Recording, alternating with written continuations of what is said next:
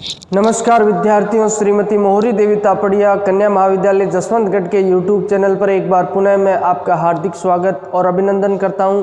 मैं प्रवक्ता चंद्र प्रकाश गुर्जर। आज की क्लास हमारी बीए प्रथम वर्ष के छात्रों हेतु इतिहास विषय की होगी। इतिहास विषय के दौरान जो हमने नई पुस्तक है भारतीय संस्कृति के मूल आधार, उसकी शुरुआत की है और उसके तहत जो पहला चैप्टर है, जो पहला अध्याय अपने जो भारतीय जो संस्कृति की विशेषता है उसका हम अध्ययन कर रहे हैं। उसी के तहत आज हम संस्कृति के अर्थ के बारे में जानेंगे। कल हमने वैसे भी संस्कृति के अर्थ के बारे में पढ़ा था, संस्कृति क्या चीज़ है ये सब कुछ जाना था। संस्कृति की अगर बात करते हैं तो कल ही मैंने क्लास में आपको बताया 3 शब्दों से, जिसमें 2 तो उपसर्ग पड़ते हैं और एक मूल धातु है। जो हिंदी के विद्यार्थियों को जो जिनके वैकल्पिक विषय हिंदी रहा है उनको अच्छी तरह से पता होगा, और भी आप देख लेना इसमें संस्कृति शब्द जो इसकी उत्पत्ति से संबंधित। तो मैंने बताया ये सम उपसर्ग और क्रय प्रत्यय और कीर्तन सम उपसर्ग है, क्रय तो धातु है और मूल कीर्तन प्रत्यय है, इन तीनों के मेल से बना है, जिसका अर्थ सामान्य अर्थ में देखा जाए तो परिष्कृत या परिष्कार कहा जाता है। परिष्कृत और परिष्कार का यही मतलब है कि सुधरी हुई स्थिति, यानी जिसमें सुधार हो उसे ही परिष्कृत कहा जाता है, यानी जिसमें सुधार किया गया हो उसे ही परिष्कृत कहा जाता है। इसके तहत हमने जाना। अब हम आज सामान्य भाषा में, बोलचाल की भाषा में देखेंगे कि संस्कृति का क्या अर्थ होता है, और कई जो विद्वानों के द्वारा दी गई संस्कृति की परिभाषाओं के बारे में भी जानेंगे, जिनके अनुसार क्या अर्थ संस्कृति का निकाला गया है। हालांकि इसमें जो अनेक विद्वानों में जो मतभेद है और इनकी जो बात करें तो परिभाषाएं भी संस्कृति की उनके द्वारा अलग अलग दी गई है तो उस पर आज विचार करेंगे। उनकी परिभाषाओं के अनुसार संस्कृति का क्या अर्थ है, यानी कि कल्चर ऑफ मीनिंग, जो कल्चर का क्या मीनिंग निकलता है, यहाँ पे क्या अर्थ निकलता है, इससे आप क्या समझते हो। स्वाभाविक सी बात है, अगर आपसे पूछा जाए तो आप जैसे कहते हैं सामान्य भाषा में कि हमें हमारी संस्कृति पसंद है, हमारी संस्कृति सबसे अच्छी है, बजाय पश्चिमी देशों की बजाय है जो अपनी जो भारत की संस्कृति को मानते हैं। जैसे बूढ़े बुजुर्ग लोगों के मुंह से भी आपने सुना होगा कि जो अपनी संस्कृति बेहतर है जो यूरोपियन संस्कृति की बजाय, और हम भी कई जगह जो वाद विवाद के दौरान ऐसी चर्चा होती रहती है। अब संस्कृति में आप क्या लेते हो, अगर सामान्य भाषा में देखा जाए तो बड़े बुजुर्ग ये भी बात करते हैं, परिधान विशेष को भी लेते हैं। ये माना जाता है जो पश्चिमी जो वेस्टर्न कल्चर वो जो यहाँ भारतीय कल्चर से काफ़ी भिन्न है, और उसी कल्चर यानी जो उनका रहन सहन है, चाहे खान पान ले लो, चाहे रीति रिवाज ले लो, जो भी रस्मों रिवाज है उनके, उसी के आधार पर संस्कृति की तुलना की जाती है सामान्य अर्थों में देखा जाए। और सामान्य संस्कृति का अर्थ निकाला जाए तो यानी किस तरीके से वो रहते हैं और क्या उनका खान पान रहता है, क्या उनका रीति रिवाज रहता है, कौन कौन सी वेशभूषाएं उनकी रहती, कौन से रस्म रिवाज यानी धर्म वगैरह उनके द्वारा अपनाए जाए, ये संस्कृति में सम्मिलित कर लिए जाते हैं। अपने भी यही माना जाता है।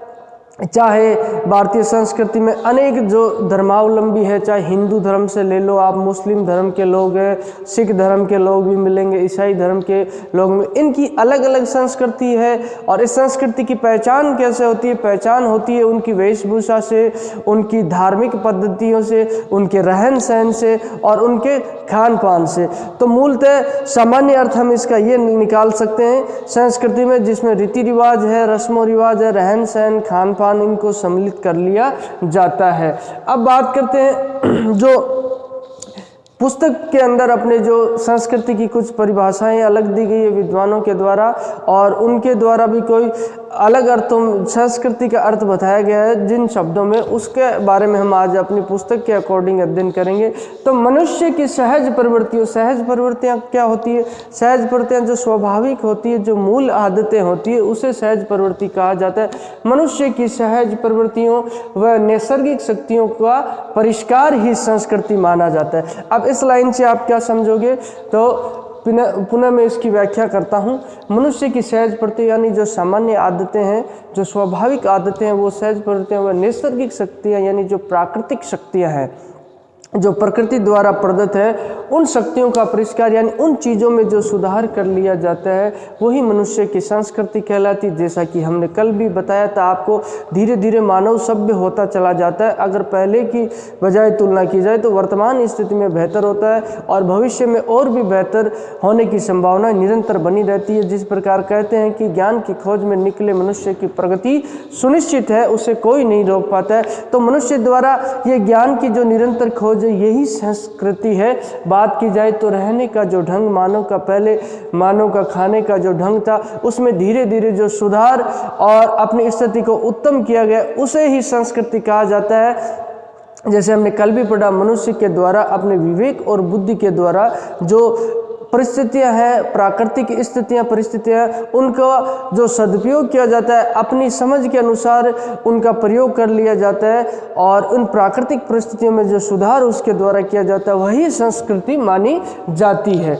तो मनुष्य की सहज प्रवृत्तियों, नैसर्गिक शक्तियों का परिष्कार ही संस्कृति माना जाता है। भूत, वर्तमान, भावी जीवन का विकसित रूप। भूत वर्तमान यानी पहले मानव क्या था, वर्तमान में मानव क्या है और आगे भविष्य में क्या संभावना है, यही संस्कृति का दौर माना जाता है। अगर बात की जाए तो पहले वही मानव, जैसे हमने बात की थी, जो पत्थर के औजारों का प्रयोग करता था और कच्चा मांस खाता था। तो धीरे धीरे जिस तरीके मानव ने आग जलाना सीखा और कृषि करना सीखा, पशुपालन करना सीखा और धीरे धीरे जो अपनी स्थिति में जो सुधार मानव के द्वारा किया जाता है और निकट भविष्य में भी कई संभावनाएं रहती है। अगर पहले के मानव की बात की जाए तो ये कभी किसने सोचा होगा मानव की एक दिन हवाई सफर भी व्यक्ति के द्वारा किया जाएगा। वर्तमान समय में मानव के द्वारा जो अपने जीवन स्तर को जितना सुधार लिया जाता है वो जीवन स्तर का सुधार ही यहाँ संस्कृति कहलाता है।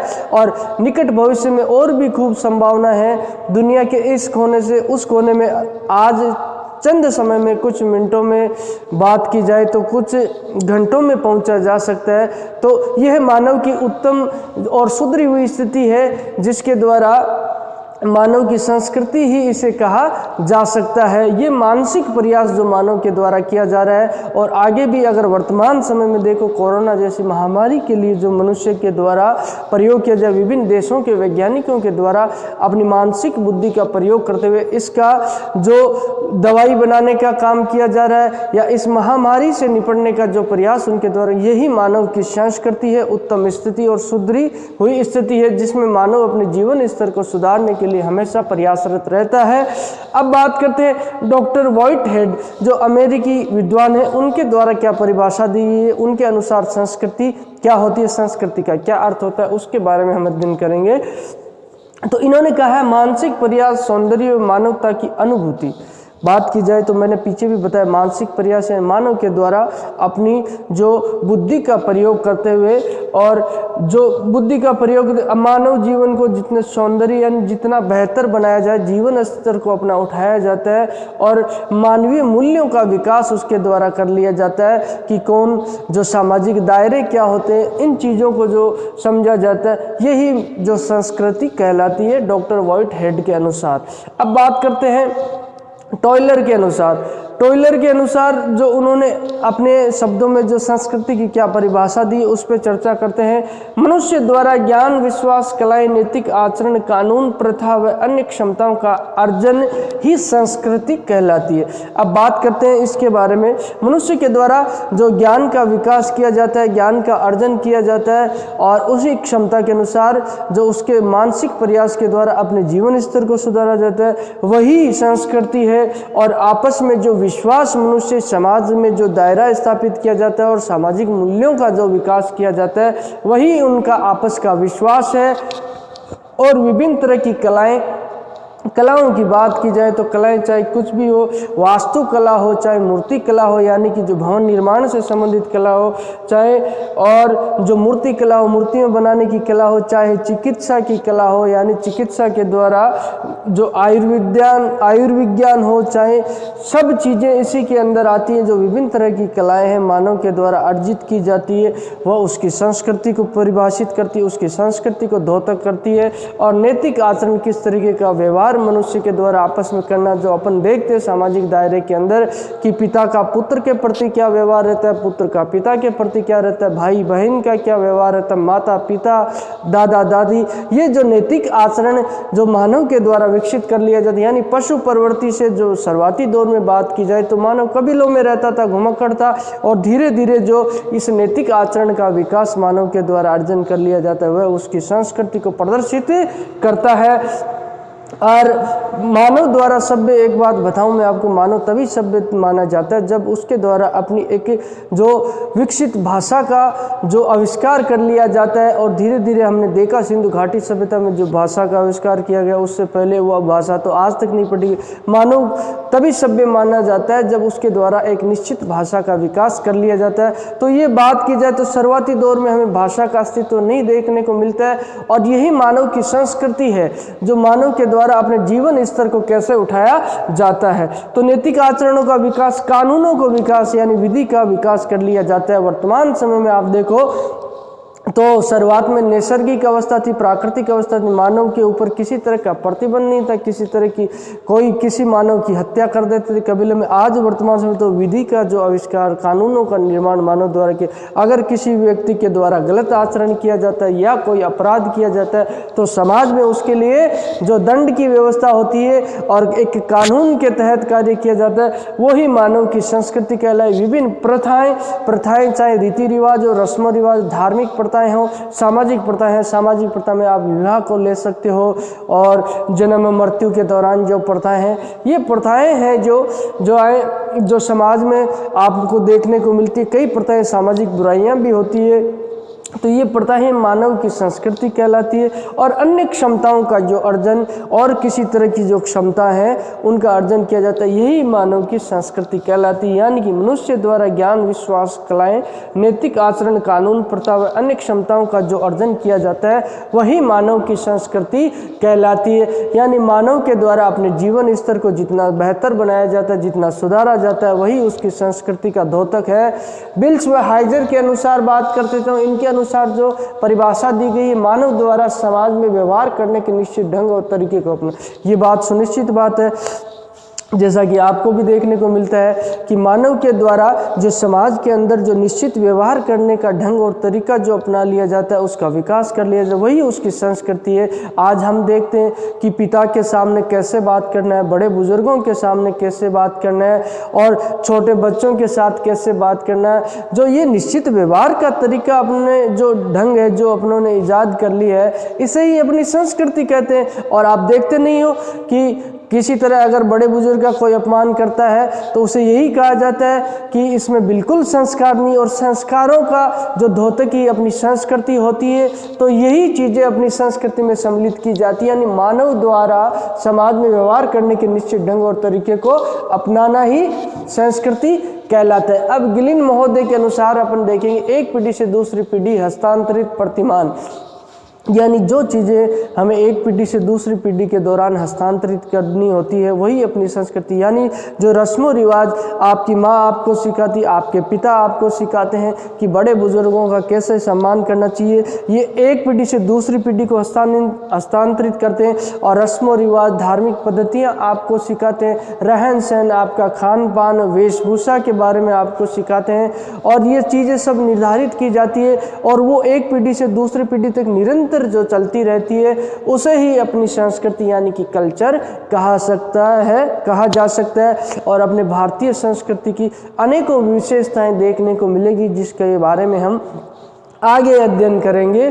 तो यही अपनी संस्कृति है, और यही इसी संस्कृति में इतनी ताकत है कि जो इतना विश्वास है कि संपूर्ण भारत को अखंड बनाए हुए, सभी धर्मों को आपस में जोड़े हुए, यही अपनी संस्कृति की प्रमुख विशेषताएं हैं। और अपनी संस्कृति बहुत गौरवमय संस्कृति है, इसी के लिए इसका अध्ययन करना जो भारतीय व्यक्तियों का कर्तव्य रहता है, पुनीत कर्तव्य रहता है। यानी इन संस्कृति, प्राचीन संस्कृति का अनुभव जो अध्ययन करते हुए और उनके अनुभवों के आधार पर जो वर्तमान में जो समस्याएं, उनका समाधान भी हमारे द्वारा किया जा सकता है। अब बात करें संस्कृति अनेक व्यक्तियों का सामूहिक प्रयत्न है। संस्कृति वही है जो मानव के द्वारा यानी सभी समाज के व्यक्तियों के द्वारा जो नीति नियम और रीति रिवाज तय किए जाते हैं वही अपनी संस्कृति कहलाती है। इसमें एक व्यक्ति का योगदान ना होकर सभी व्यक्तियों का सामूहिक योगदान देखने को मिलता है। संस्कृति का विकास धीरे धीरे होता है। हाँ, संस्कृति अगर बात की जाए तो एक युग की कृति न होकर कुछ समय की कृति न, बहुत लंबे समय से दीर्घकालीन से जो अस्तित्व में धीरे धीरे मानव के द्वारा जो सभ्यता का चक्र चलता है और मानव धीरे धीरे जो नैतिक उन्नति बौद्धिक उन्नति करता है उसे ही अपनी संस्कृति यानी जो धीरे धीरे विकसित हुई है उसे ही संस्कृति कहते हैं। यानी इसकी विकास की प्रक्रिया वह काफ़ी धीमी होती है, दिखाई नहीं देती है। संस्कृति अनेक युगों में व्यक्तियों की करती है, अनेक युगों में जो अपनी संस्कृति निर्मित होती है।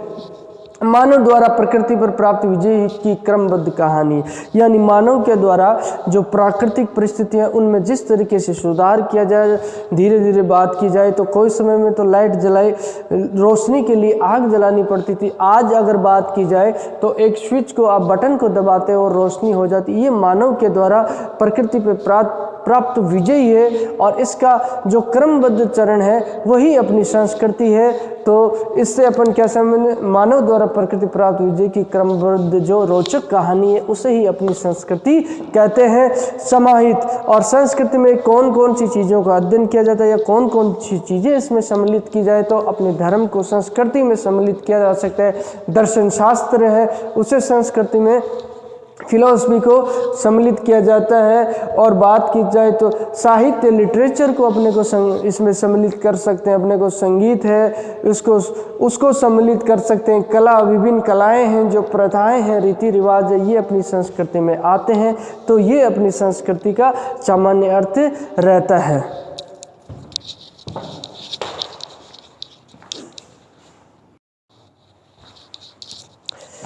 तो विद्यार्थियों, आज हमने संस्कृति के जो अर्थ के बारे में, मीनिंग के बारे में, जो कल्चर का मीनिंग क्या होता है उसके बारे में, विभिन्न विद्वानों के द्वारा इसकी क्या परिभाषाएं दी गई है, सामान्य भाषा में इसे क्या समझा जाता है और संस्कृति के अंदर कौन कौन सी चीज़ें सम्मिलित होती है। तो अपना जो धर्म है, साहित्य है, संगीत है, जो कलाएँ हैं, प्रथाएँ हैं, रीति रिवाज है, वही इस संस्कृति के दायरे में आते हैं और इसका हमें अध्ययन करना चाहिए प्रत्येक भारतीय नागरिक को। यानी कि ये गौरवमयी जो अपनी संस्कृति इसका अध्ययन करें ताकि वर्तमान समस्याओं का समाधान इसमें जो किया जा सके। और इसकी कई तरह की विशेषताएं रहती है और इसका उद्भव कैसे होता है, क्या है। मानव के जो बात की जाए तो मानव के द्वारा जो मानसिक प्रयास के द्वारा अपनी स्थिति को किस तरीके से सुधारा जाता है और उत्तम बनाया जाता है, वही संस्कृति में सम्मिलित होते हैं। तो बोलिए, यहाँ तक आपको कोई चीज़ समझ में नहीं आई हो, किसी तरह की समस्या हो, शंका हो तो आप निसंकोच पूछ सकते हैं और आपके सुझाव भी आमंत्रित है। किसी तरह का सुझाव हो तो आप अपने शैक्षणिक व्हाट्सएप ग्रुप के माध्यम से हम तक पहुँचा सकते हैं। तो आज की क्लास के लिए हम इतना ही पढ़ेंगे और आगे की क्लास में हम संस्कृति के अन्य पहलुओं के बारे में जानेंगे। तो सभी विद्यार्थियों का पुनः एक बार बहुत बहुत धन्यवाद।